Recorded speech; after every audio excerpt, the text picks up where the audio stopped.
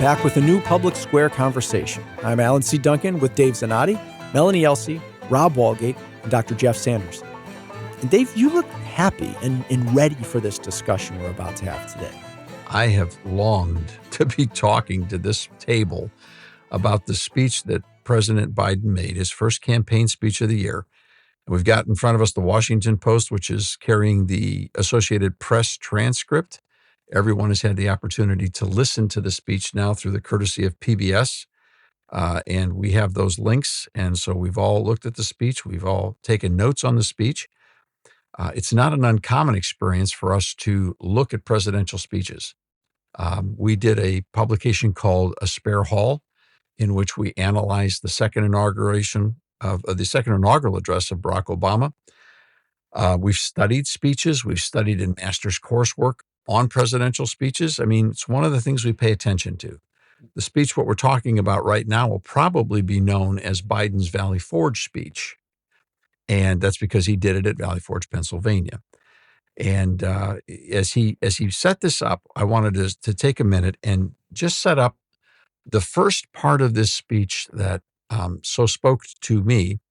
It happened very early in the speech, about 4 minutes and 44 seconds into the actual audio tape that's available at PBS. And again, it's probably going to be on page 2 of the White House document. It's on page 2 of the AP Washington Post document. The President of the United States is now talking about Valley Forge. He's talking about what happened there in the winter of 1777 and 1778. And we all know that was a very serious time for our country.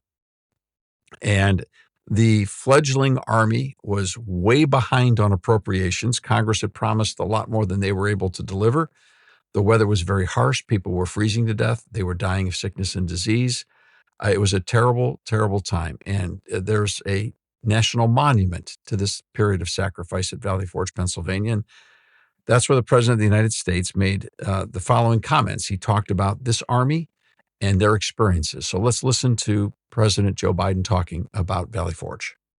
This army that lacked blankets and food, clothes and shoes, this army whose march left bloody bare footprints in the snow, this ragtag army made up of ordinary people, their mission, George Washington declared, was nothing less than a sacred cause. That was the phrase he used, a sacred cause. Freedom, liberty, democracy, American democracy. I just visited the grounds of Valley Forge. I've been there a number of times from the time I was a Boy Scout years ago. You know, it's the very site that I think every American should visit, because it tells a story of the pain and the suffering and the true patriotism it took to make America. Today we gather in a new year, some 246 years later, just one day before January 6th. A date forever shared in our memory because it was on that day that we nearly lost America, lost it all. Today we're here to answer the most important of questions. Is democracy still America's sacred cause? I mean it. Now, let's be clear about this. This is a campaign speech. This isn't a public policy speech. So the rules have to be different. And in all situations here, we're trying to be very fair. And it's important to put this disclaimer in as we now enter into this conversation that what you're about to hear is not about politics. Our concern is about history. That's what we're most concerned about, is the history of what actually happened at Valley Forge and how it's basically being seized upon in a political speech. So we're not going to endorse a candidate. This isn't a subtle backhand to the President of the United States. This is an honest conversation about history. And if someone is able to present a side that we haven't seen, then perhaps we can talk about this a little bit more. And if we need to be corrected, we're open to be corrected. But I think it's important for people to understand this is not something we've just jumped into. We've done a little bit of study on George Washington over the last 44 years. In fact, if you go to our library at the American Mission Center, the first section you're going to see is dedicated to George Washington. And it's dedicating to the writings of George Washington. There are volumes of his writings there. And the very same books that Dr. W.B. Allen used to create his 700-page document on the writings of George Washington that has been on sale at Mount Vernon, George Washington's home, since the 90s. This piece that was actually published by, let's see, what year did this piece come out in? 1988. And I ran into it and bought my first copy in 1995. So Dr. Allen went through tens of thousands of documents of the General Washington, President Washington, and boiled it down to 700 pages. From that work, we wrote a much smaller book, a book that you can read in a couple of hours, pointing out the key source documents that tell the story of some of the pivotal points of George Washington's life as examples of his leadership. So we've been at this for a while. So you all have heard the speech. Rob, let's start with you. What did you hear? Well, anytime I hear someone reference George Washington, I always think of you. I always think of Dr. Allen. And I think, well, we're going to check historically with them, whether it's President Biden or whether it's Nate Bargatze on Saturday Night Live. And skits that they do, I always think, wow, I wonder what they thought about that. But I think it is important to understand, yes, while this was a campaign event, anytime people see the President of the United States talking, you kind of still look at him as the President of the United States, not giving a campaign event but giving a speech. So I think it's very important that we double check the historical accuracy of his comments and remarks. And I know in the discussion we had briefly before the broadcast, I know there was one word, Melanie, that he used that kind of made you sit up a little bit in your chair, if you will. Yeah, I think we need to just start with a little bit of the basics, because in this speech, he referenced the term democracy 29 times. It was a little over, in the neighborhood of being a 30-minute speech, so that may be close to an average of once per minute. I think culturally, we've lost the understanding of democracy because we don't have a democracy. Our system of government, the structures, the function, wasn't designed to be a democracy. And I know you've written about it, Dave, extensively, but that part of the speech just is what caught my attention the most. So, Melanie, what do you think would happen if we would take everyone running for the presidency right now and ask them, paper and pencil, you have 1 minute to give us your definition in writing of what democracy is? Do you think we'd have a uniform answer, or do you think they'd be all over the board? I think if you had 15 candidates, you'd have 15 different answers. They might all have a similar thread. They might even, in essence, describe a constitutional republic using the label democracy. You know, they might say we have a representative form of government, et cetera. But we've lost a fundamental understanding of who we are and what systems and structures make us function as a nation. So we've got a situation here where part of this conversation is about historical accuracy. Are we a democracy? Are we a constitutional republic? That's not an unfamiliar theme around the country, and particularly here on the public square. But it's exceptionally more difficult because what we're reading and listening, hearing with our ears, seeing with our eyes, is the President of the United States trying to put the word democracy into George Washington's mouth, if you will, and into his mind and into his motive for why they were at Valley Forge. Now, he even concludes those few paragraphs in his speech with a question: is democracy still America's sacred cause? It never was. All of our founding fathers spoke very disparagingly in the strongest terms about the word democracy and what it historically meant. They never wanted a form of government in which 50% of the people, plus one more, barely 51% now, can throw out everything, rewrite the rules whenever they wanted to. And what's missing from this speech is the word republic, which is the term that all of our founding fathers, when asked what kind of government do we have, they would respond that we have a constitutional republic. They would never say a democracy. One of the things that struck me about this, and I've got Dr. Allen's collection of Washington's writings in front of me as well. President Biden framed a lot of this speech talking about an insurrection and an insurgency. and then throwing the word democracy in 29 times. What if we could find a couple of quotes where George Washington was talking about an insurgency and democracy? And what if it's the same quote? That would be amazing. Maybe put that in the speech. Well, he didn't, so I'll bring it up for him. There's a thing called the Whiskey Rebellion, and Washington is addressing this. And he says, I consider this insurrection as the first formidable fruit of the democratic societies, brought forth, I believe, too prematurely for their own views, which may contribute to the annihilation of them. And then in another letter about the same thing, the insurrection in the western counties of this state is a striking evidence of this and may be considered as the first ripe fruit of the democratic societies. So he's tying pure democracy together with insurrection. And so I think that President Biden would have been wise to perhaps look at those quotes. Now that, okay, Rob, you have to admit it. He gets the dollar raise, right? He gets the dollar raise, right? Yeah. Yeah. Reluctantly. Yeah. Somebody really did their homework. Yes. Yeah. Thank you, Alan. That's really good work. Well, here's the thing. It's amazing. When you have a book that is as well researched as Dr. Allen's, you just have to look at the index. There you go. Yeah. And Man does his Who needs homework. cliff notes? Just read the index. Yeah. It'll tell you right where these pages are. Yeah. and it's really worthwhile also to have a copy of Dr. Allen's book. I spent 3 years studying Dr. Allen's book to create that synopsis on George Washington's leadership. And Dr. Allen's book was the primary text that we worked from.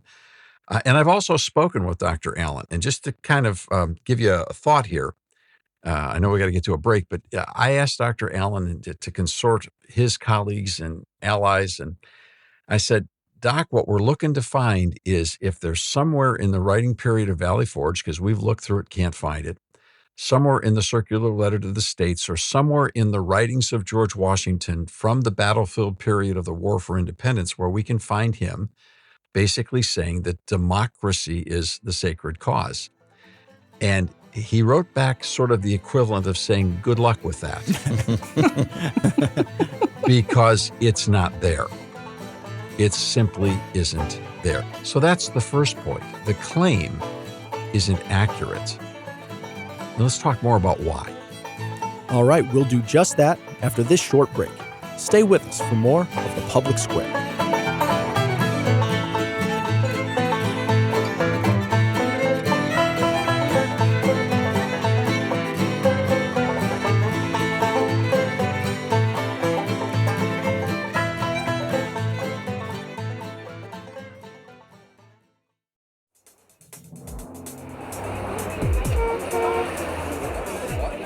Spreading the light of liberty across the land.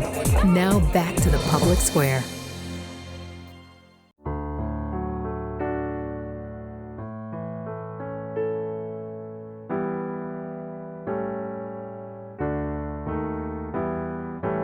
Back around the table with the Public Square team, talking about a recent campaign speech by President Biden, but with a bit of a different perspective. The conversation is about history, not politics. We're going to keep saying that over and over again. Because anyone running for any political office has the right to say anything they want to say, and we're not going to endorse candidates anywhere across the board here on the Public Square. It's not what the American Policy Roundtable does. This is about history. It's not about politics. The question is that the President of the United States, President Joe Biden, basically explained to us in a recent speech that the motivation that George Washington went into battle, the motivation that was thriving and passionate in his heart and among his troops at Valley Forge in 1777, 1778, through that freezing, frozen winter, was democracy. Well, I went looking. I asked Dr. Allen to give me a hand. And so we went looking through, again, rechecking our notes, me doing more than anybody else. Dr. Allen does it mostly from memory, because he's been at this for a lifetime, for an absolute lifetime. And I went back trying to think. I went back and looked at the general orders from that time on the battlefield, and I didn't see it. And I thought, well, wait a minute. There was another time when General Washington actually, before he became president, answered the question as to why he went to war. Jeff, you've got that citation, don't you? Yes, this is George Washington's letter to the Reformed German congregation of New York. It's dated November 27th, 1783. Yeah, I'm reading from page 97 of Dave's book, First, The Leadership of George Washington. So at the bottom of the page, Washington writes, "The establishment of civil and religious liberty was the motive which induced me to the field.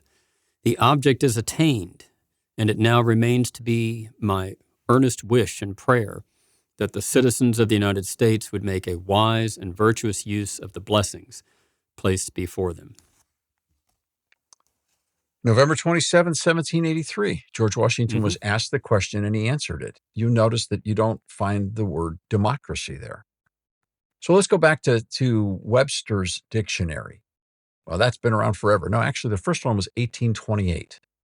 Now, that's a good number of years after 1783, right? I mean, we're talking, let's say 1728, we're talking about 40 years later. Yeah. But it's the first and best, most organized dictionary that tells us what words used to mean. And when you look up the word democracy, what you find is a very historic answer.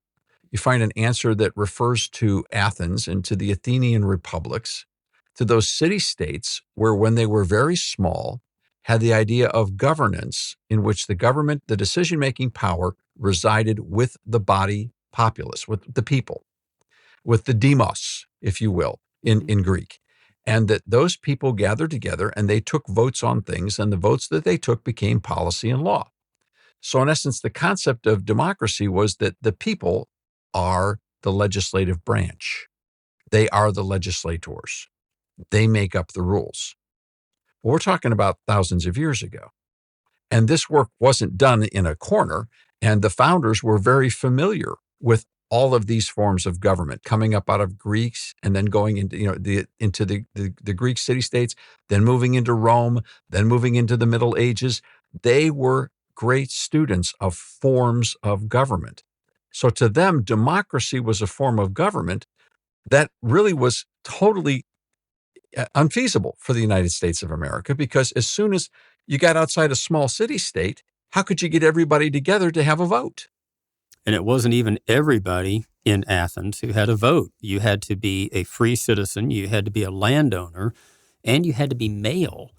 So that eliminated a lot of people. It was still a rule by a few. Wasn't the pure democracy, Jeff, that people think it's like it's just everybody gets to say. It never really was that way, was it? Never. So they studied all of this. They knew the ins and the outs. They knew the details, and this was not what they were advocating for.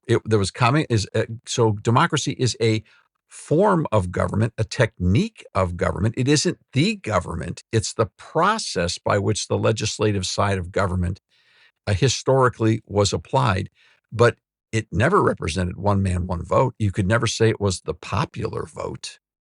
So this is some of the background. But that was also referenced in the speech, was it not, when Joe Biden talked about winning the popular vote by millions and millions? I mean, he referenced that. That's been something that's been a push from the far left for numerous years, is getting to that type of mentality to where it's that true democracy. That's why they talk about the popular vote. That's why they talk about expanding the United States Senate to equal population representation.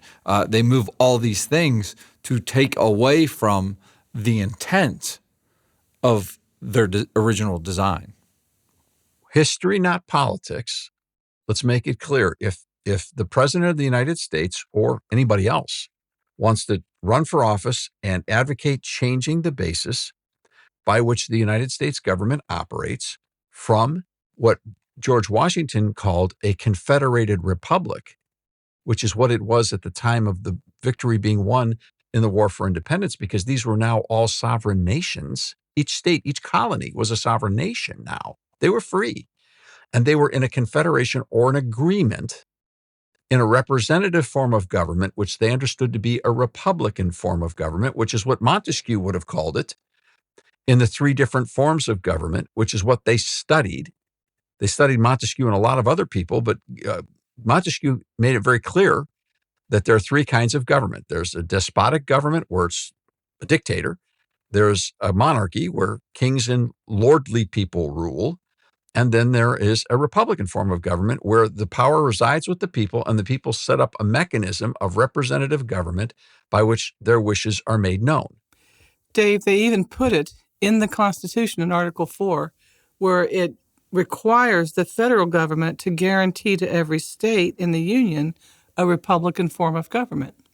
I love that passage, Melanie. You and I talk about this all the time. This is one of the most unique passages in the Constitution. People say, well, wait a minute, where were the Democrats? Well, in 1787, there were no political parties. Correct. There were no Democrats and Republicans. The word Republican was a reference to what Montesquieu talked about in the formation of a type of government. They could have easily put in there a democratic form of government, and it would have meant something completely different.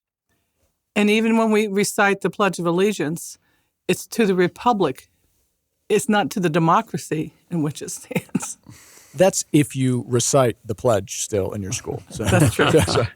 So this is history. It's not politics. Now, Rob, you kind of led us into that path of politics because you connected the dots on how President Biden, decided to move into the question about the popular vote and the controversy over 2020 and 2016 and so on and so forth.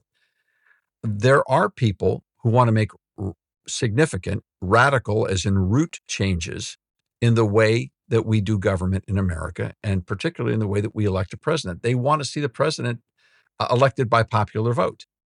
Well, that's a fair discussion. We can talk about that. The Declaration of Independence tells us clearly that whenever our form of government that we have is insufficient, that people have the right, in order to protect their own happiness, to petition for change. And so if we were to say, well, let's just make it all about the popular vote, and we'll elect the president by popular vote. Now, that overrides hundreds of years of history, and it also overrides the reason why the founders rejected democracy. It also requires a constitutional change. Yes, it certainly does. Let's talk about why the founders rejected democracy, because clearly Washington wasn't talking about democracy. He didn't use the word. He didn't use the word. We can't even find him other than talking about Whiskey Rebellion. Now we're talking about the President of the United States talking about the Whiskey Rebellion. And he's talking about it, as Alan rightly portrayed, as a very negative thing. Why were the framers opposed to democracy? I would say the first reason is because they knew it didn't work. Over thousands of years of history, they knew it was an untenable reality. It didn't work. What else would you say they were opposed to? The thought of democracy and the understanding of mob rule and what could happen. I mean, the attempt to build a United States. If you had a true democracy that maybe changes their mind as the wind blows, how are you going to build a country when every year, if 50% plus one make that change, as far as implementing rules, laws, procedures, that's an uphill battle from the beginning. It is truly not sustainable. And I think history has proved that.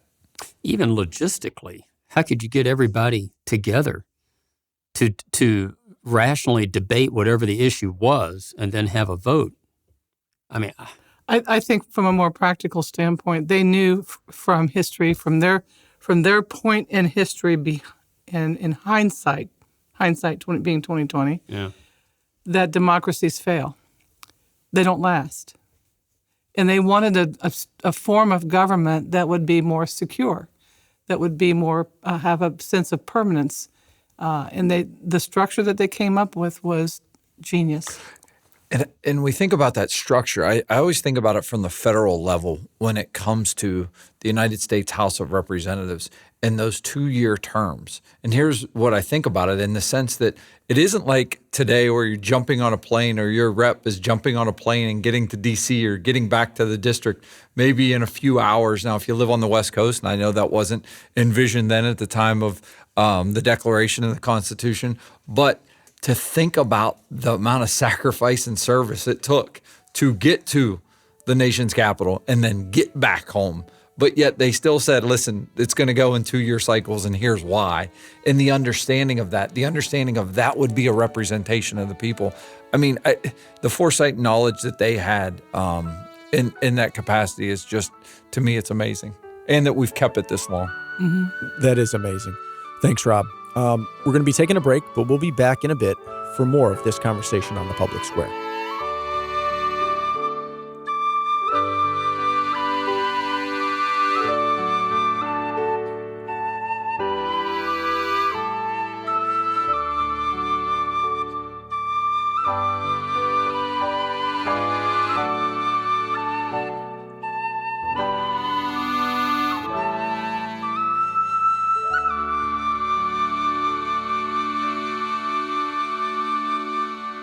We will be right back for more on the public square. A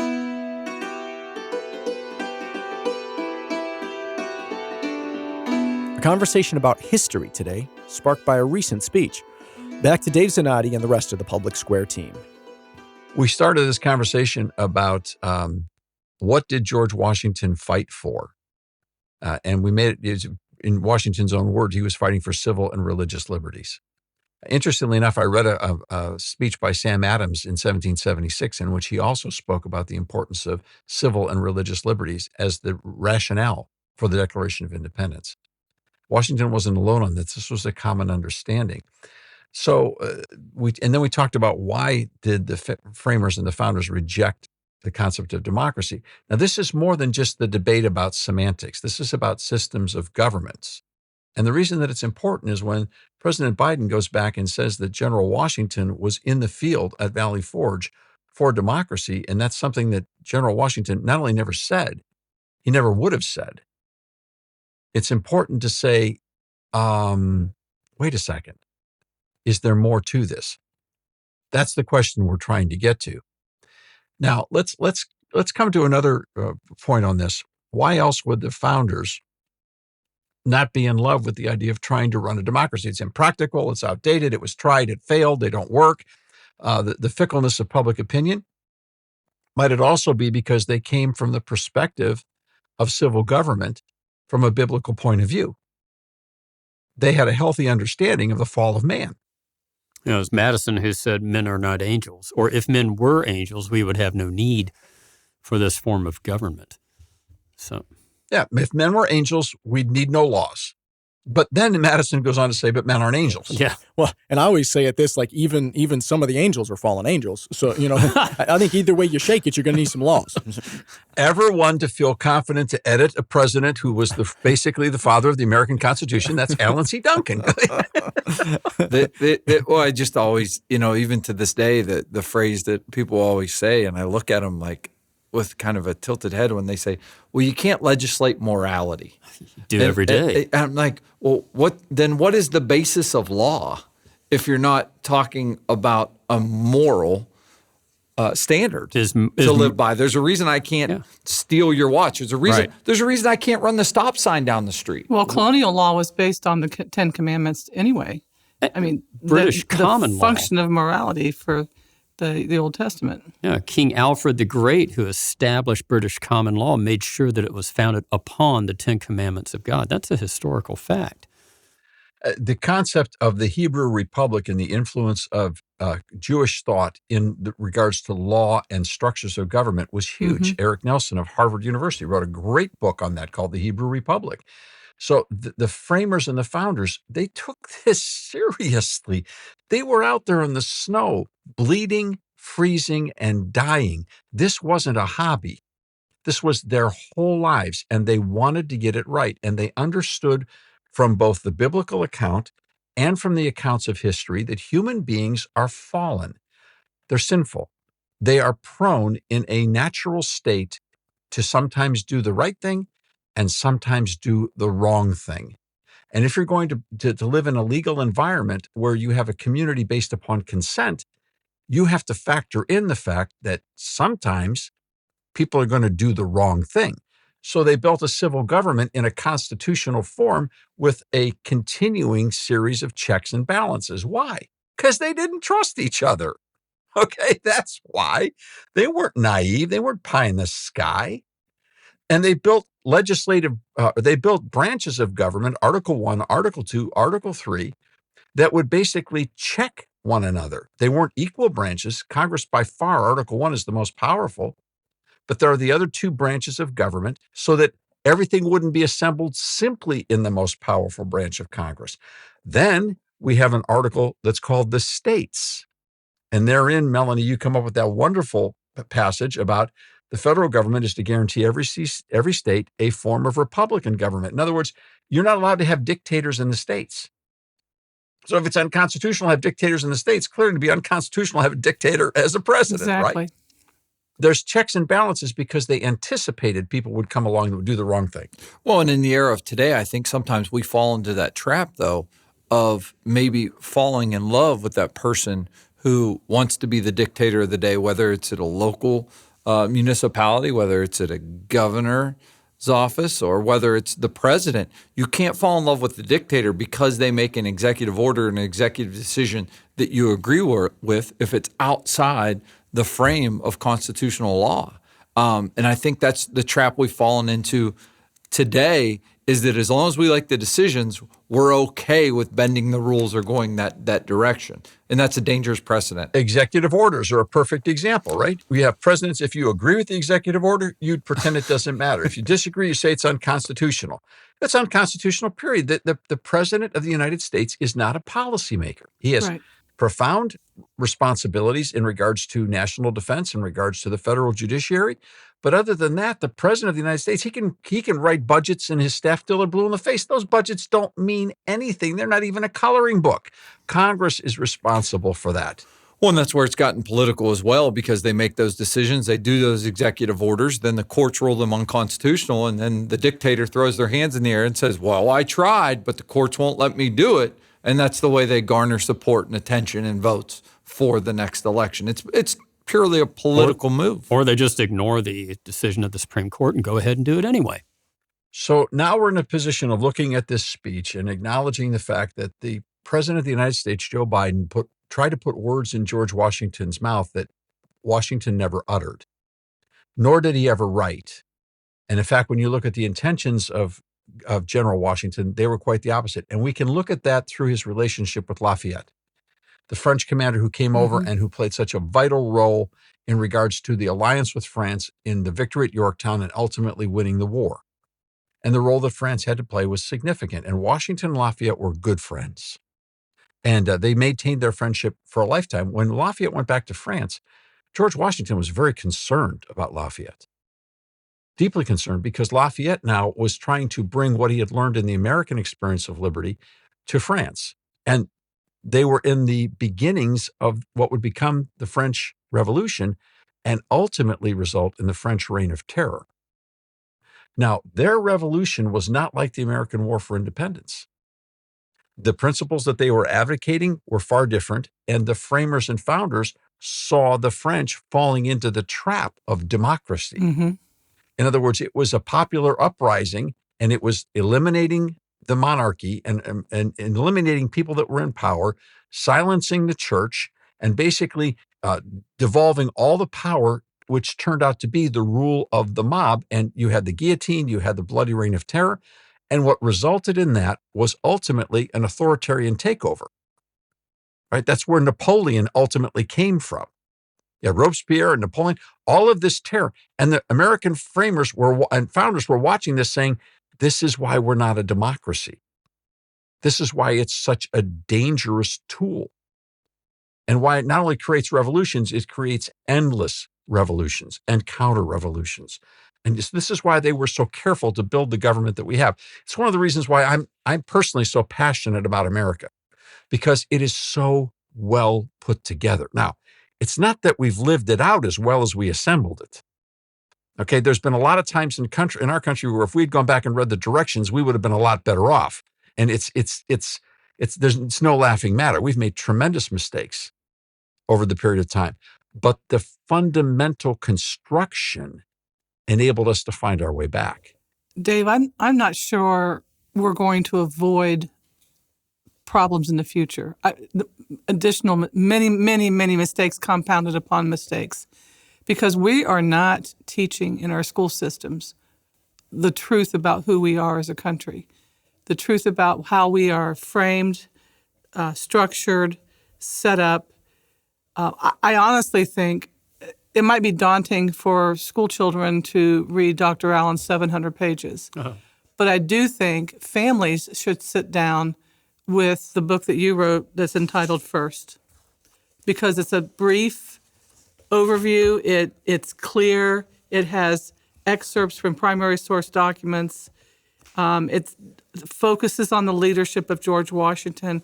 And I think it's a little bit of a primer that whether you're home educating or not, whether your children go to public school or private school, it really makes no difference. Families should be learning this together, because I can almost guarantee you the parents didn't learn it in school either.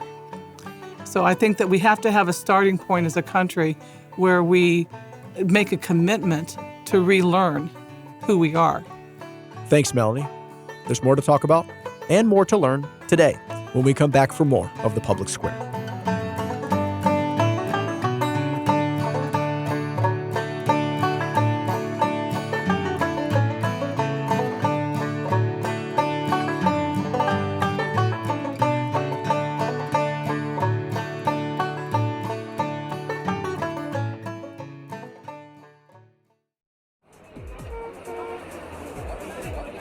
Spreading the light of liberty across the land.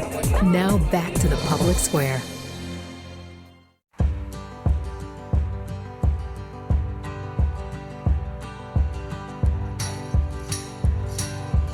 Welcome back around the table with the public square. And I want to start with something encouraging that I found about President Biden's speech. We've all shared our critiques about President Biden's speech, of which there are plenty and many more we aren't going to even get to today. But there was something I found positive about it, and I'd love to hear all of your thoughts on this. I did, in an era where people are trying to tear down monuments and act like our founding fathers were all evil people in every single way, I did appreciate that President Biden was citing George Washington, even though he was misquoting him, that he was citing him as a positive figure to look up to. I liked that he said he was fighting for liberty, not conquest, freedom, not domination, national independence, not individual glory. And then he closes his speech, or towards the end, he talks about Washington, relinquishing power that he could have kept. I found that was positive. If someone hadn't ever heard those things, I think they may have learned something. What do you all think about that? Okay, I'm going to wait. I'm going to count to 3 before I say anything in my mind. I have to count to 10. No. The reason I have to count to 3 is because, Alan, of course, you're right. Your point, and he has some very. I particularly liked his comments about the portrait of George Washington resigning his commission as commanding general to Congress. That's such a famous portrait and such a beautiful story of how Washington modeled for us what true leadership looks like. And it's something every book about Washington writes about. By the way, Melanie, thank you for the plug on the book. People should understand this is a book that I wrote that 100% of the proceeds are donated to the American Mission Center and to the American Policy Roundtable. So this is not anything I get $1 from. It's something we share together with people. And you can find that book at our website. So if you're looking for it, that's how to find it at aproundtable.org or thepublicsquare.com. You find them at either one. Okay. Alan, I appreciate the fact that the president did have some good things to say. I really love the fact that he talked about the painting. They talked about voluntary, that he pointed out that Washington's voluntary surrender of power. And I love the fact that he said it would have been really smart for the people who had broken into the Capitol illegally that day to have stopped right there. Just stop right there. If they had just considered what they were walking past and looking at, they may have had a very different way of approaching their concerns. I thought that was a historical rebuke that had power. I liked it. I appreciate that. So I agreed with some things that he had to say too. But here's my question. Why is it that no one in the American media fact-checked whether or not George Washington talked about democracy at Valley Forge? Or why is it that he didn't talk about it through the entire War for Independence, including his tremendous circular letter to the states? Because it fits the narrative. But then I have another question. I have another question about the American media. Why is it that Joe Biden could have this conversation about George Washington, but in reality, what the president was doing was making a hero out of someone who held slaves. Consistency is a rare jewel, isn't it? So, I mean, and now we deal with that subject in the book first. Dr. Allen has dealt with it his whole life. Dr. Allen is a descendant of slaves in America.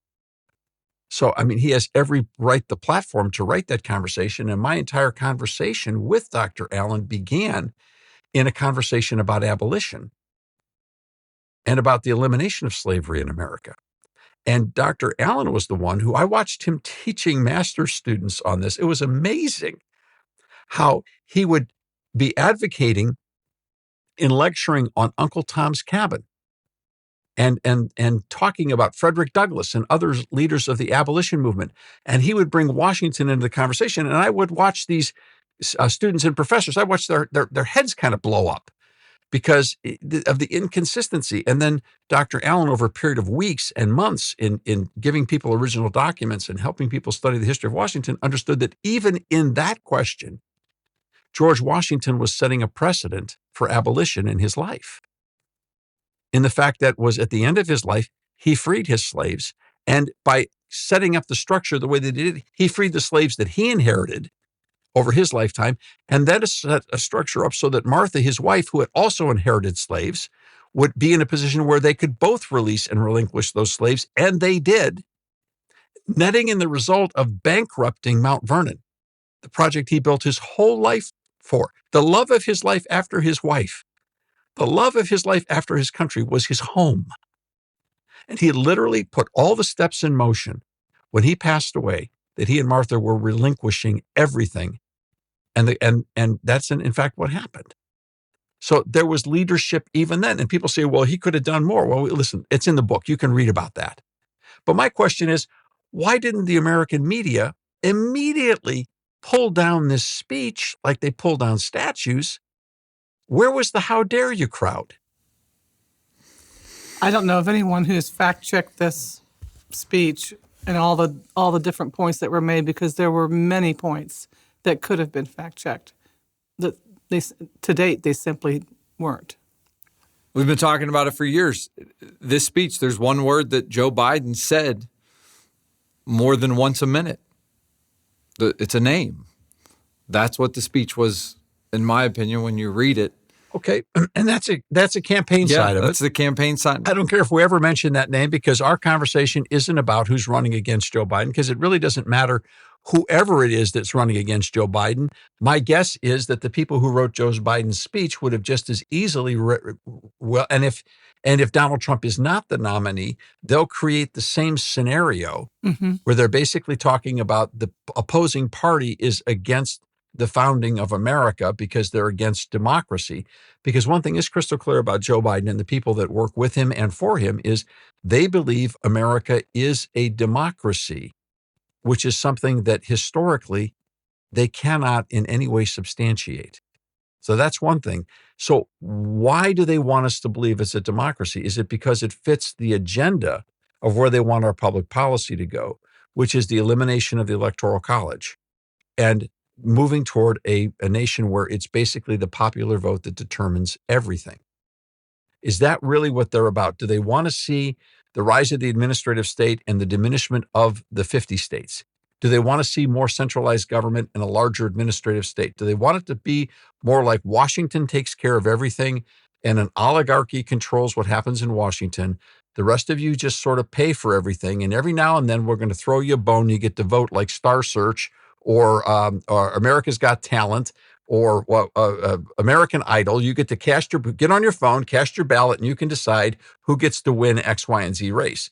Is that the America that they see going forward? Well, look at their track record. That's what they've been promoting since I've been alive, which is a while.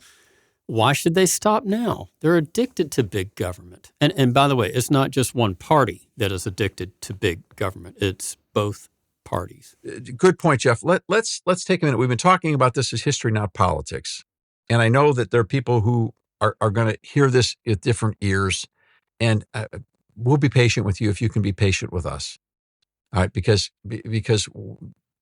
there's no way if you're hearing this with different ears, you're not going to believe everything we say, or you may believe nothing that we say. Okay, we're going to do everything we can to be as respectful as we can for people who disagree. But the point I want to get to is the nature of the campaign as indicated by this speech. So when we come back, let's talk about that. Let's do it. Now, some stations have to cut away at this time, and if yours does, you can hear the rest on the Public Square app. Look for The Lamppost in your app store. For everyone else, we'll be right back after a short break. Stay with us.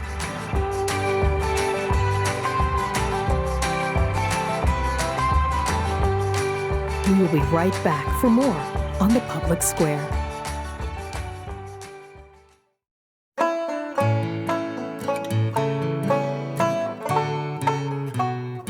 We're finishing up our Public Square conversation about President Biden's recent speech. Dave? So now let's take a look at what was the speech attempting to accomplish. And if we were in a master's class right now, analyzing presidential speeches, this would be precisely the way you'd go about it. You get to okay, what was said, what was accomplished, what was the objective? Let's take a look at where this takes the 2024 campaign, which all of us, I don't care whether you're Republican, Democrat, Independent, or Martian, it doesn't matter what you call yourself. We're all going to have to go through this campaign together. And what it's clearly indicative to me of this speech is that the Democrat campaign for the White House is going to be about the destruction of whoever the Republican nominee is going to be. This is going to be a scorched earth, burn them to the ground, to the place where if you dare think that you could vote for the opponent, you are voting against George Washington, you're voting against Betsy Ross, you're voting against the American flag, you're voting against the future of democratic societies on earth, you're voting because they are, in essence, the consummate antithesis of everything that is good and right in the world. This is a sort of believe us or go to blank, because it's scorched earth. It's a very carefully crafted personality type approach. Yeah, Dave, I agree. That's why one of the most striking parts of this speech was when President Biden said, as we begin this election year, we must be clear. Democracy is on the ballot. Your freedom is on the ballot. Yes, we'll be voting on many issues, on the freedom to vote and to have your vote counted, on the freedom of choice. But it strikes me that the Democratic Party doesn't even believe in that within their own party. Look at what they did to Bernie Sanders over the years. He had a real groundswell of support, and people said, no, he's not going to be our party's nomination. And then you look at what RFK Jr. has to go the independent route because he's not welcome in that party. So even within their own party, they don't believe in freedom of choice. And I'm sure there's a billion critiques you can make about Republicans as well, but from a Democrat president to be saying that makes no sense to me. Yeah, we're going to cut neither party any slack. At least I'm not, because superdelegates kind of tell you the whole thing. But your point's well taken. My point is that, so does this mean that the other side now will run their entire campaign on the personality of Joe Biden? Is that where we're going with all of this? If former President Trump is the nominee, that will be their focus. And they will, in my opinion, misconstrue, like he did in this speech, that President Trump wants to be a dictator, when that's not what he said publicly, and the quotes that they were providing. And the other side's going to talk about Joe Biden and the fact that he's been serving for 50 years. So much for voluntary relinquishing of his service. So both sides are going to do it. It's just not avoidable. Is it not a race to the bottom? Oh, it always is. It always is. My entire lifetime, that's what I've seen. Well, now, there have been elections in the past that have turned on issues. Like, there were elections for presidency that turned on questions like the Vietnam War, on questions like the civil rights movement. This is Joe Biden's first speech, and he clearly went scorched earth from the get-go. So is it going to be Donald Trump is the devil and Joe Biden is too old? Is that really what is it all boiled down to? Is that what basically what the yard signs are going to end up being? It could, but it's going to be much. different state by state. And I think that's what you've seen in some of the early conversations when it comes to, on the Republican side, the primary. I mean, each state is going to be different in how they decide the nominee, but then when it eventually becomes to the November election, Different states are going to play in different ways, and I think messaging will go out that tries to resonate with those states where they understand they're trying to get to 270 electoral college votes. It's a chess game. I tell you what, the more people play this game of personal destruction like that, the more I see more people looking at a third party or a third candidate, not necessarily third party, with more acceptance. But the reason why I think the scorched earth mentality will be pervasive is because even down the ballot to other races, not just the presidential, you'll have candidates who say, I want to be about issues, I want to talk about the issues, but their TV commercials, they all say the negative ads are what are effective. So they all gravitate toward those negative ads about their opponent. And I think that's actually why iVoters is so important, because we avoid all that. So thank you. Good plug for iVoters, iVoters.com. I think that it's significant to know if we're going to go into a scorched earth anti-personality campaign, that in consulting schools, that's understood to be not just a race to the bottom, but what you're basically doing is setting up a campaign of voter suppression. The goal is to make the supporters of both sides feel so awful about what they're doing that they don't come out and support that person. Now, the tremendous danger of that is if we fall for that trap and then people do stay home, then what gets elected? What kind of policies are we going to see emanating from the next Congress? Who gets elected to those House of Representative seats? Who gets elected to those Senate seats? Right. Which is the most powerful branch of government. So now the scorched earth people are actually determining the outcome of the congressional races because they're trying to get their opponents' parties to stay home. This is a very sophisticated strategy to maintain power and control or to gain power and control. But man, I want to tell you something right now.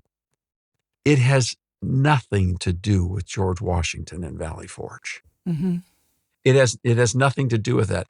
And it definitely brings out the worst of the American system, the worst of the American population. And Jeff, how about pastors, poor pastors, knowing that this is the dynamic of what we're dealing with? Can you imagine how pastors who have got people in these informational silos who are being bombed with the scorched earth negativity are going to come to church and pray for their country out loud, pray for who should be the next person in the White House out loud? This is awful. It is a bad, bad environment. And I can understand why churches would say, we're not touching this because it's just so ugly. I wish more pastors in churches would pray for those in authority over us more often and have a special time every single Sunday to pray for the governor, the senators, whoever's in the Oval Office, but I don't hear it. I think we'd be better off if we did hear it. You don't have to be political. The Bible commands us to do that. Yeah, it's not even an option. It's a commandment. Yeah. So here's what my hope is, that by talking about this stuff out loud and vulnerably, we can help pastors recognize that there is a way to step above this fray.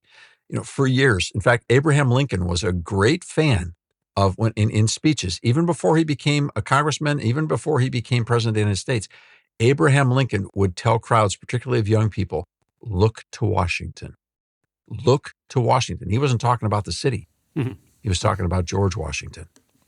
I would encourage everyone in America, look to General Washington. Read him for yourself. Read him in his own words. Study his own life. Look at him in the totality of everything he tried to do in the world that he inherited and how he tried to make it better for us. And then remember, General Washington prayed for us. At the end of his circular address, he prayed that we would understand what it would mean to be a happy people. And he said that unless we imitated the mindset of Christ, we would never know the happiness that we need. I think there is a place for a biblical approach in all of this, not in a scorched earth philosophy, but in praying that we can do the best we can with our votes down the whole ballot for the common good of the culture and to avoid the scorched earth candidate campaigns. Thanks, Dave. Thanks, Rob, Jeff, and Melanie for this conversation. And thanks to our listeners for joining us. To hear more or to get a copy of Dave's book, First, visit us at thepublicsquare.com. And we'll see you next time around the table for The Public Square.